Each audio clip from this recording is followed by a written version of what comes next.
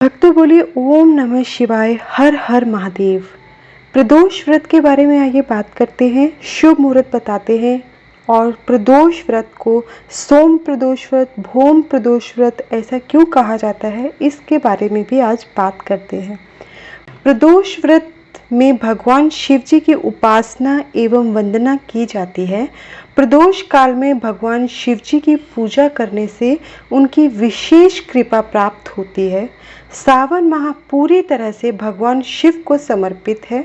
सावन माह में भी 2 प्रदोष व्रत आते हैं। जैसे कि आप जानते हैं कि हर महीने में 2 प्रदोष व्रत आते हैं, वैसे ही सावन माह में भी 2 प्रदोष व्रत आते हैं।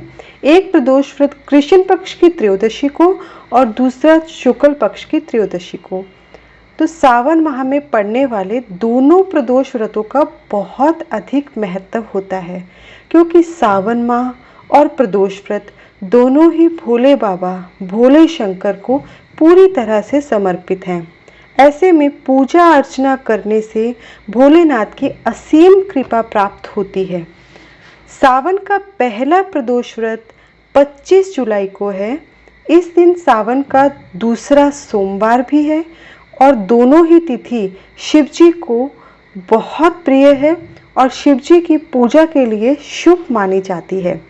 मान्यता है कि प्रदोष व्रत में भगवान भोलेनाथ व माता पार्वती की पूजा आराधना करने से सारे दुख दूर होते हैं, सारी तकलीफ खत्म हो जाती है।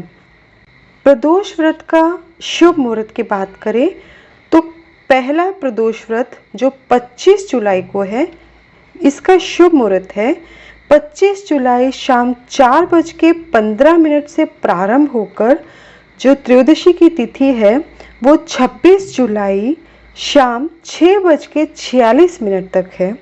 और प्रदोष काल का जो मुहूर्त है वो 25 जुलाई को 7:17 से लेकर 9:21 तक है।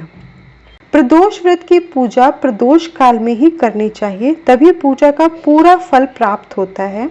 प्रदोष काल सूर्य अस्त से लगभग 45 मिनट पहले शुरू होता है और 45 मिनट बाद तक मान्य होता है। प्रदोष काल में भगवान शिव की पूजा करने से शुभ फलों की प्राप्ति होती है। अगर आपके यहाँ पे और मेरे यहाँ पे सूर्य अस्त का समय अलग अलग है तो प्रदोष काल का समय भी अलग हो जाएगा। तो उसे आप इस तरह से देख के मान के चल सकते हैं कि आपके यहाँ पे सूर्य अस्त का समय जो होगा उससे 45 मिनट पहले शुरू होता है प्रदोष काल और 45 मिनट बाद तक चलता है प्रदोष काल।